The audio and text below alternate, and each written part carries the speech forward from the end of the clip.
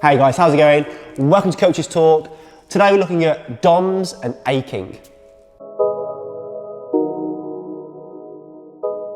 Have you ever heard anyone say, or you've overheard anyone say, if you're not aching, you're not putting enough work in? Or maybe you think that about your own training.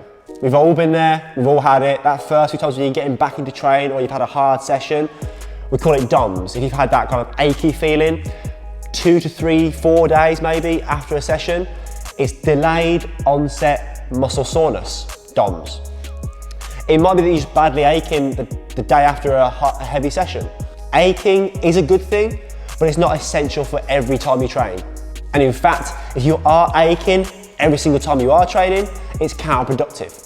The ache you feel after a training session or a few days after a training session is basically the tears in your muscle where you've overloaded and stressed the body. A good way of thinking about aching and muscle soreness is that it's a protective mechanism for your body.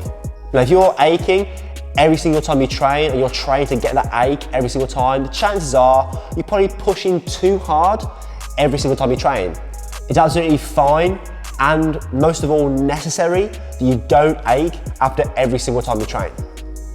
That is sensible training. Having that recovery time and allowing the ache to disappear gives your body, physically and mentally, time to recover for the next session so you can work at a moderate to high intensity.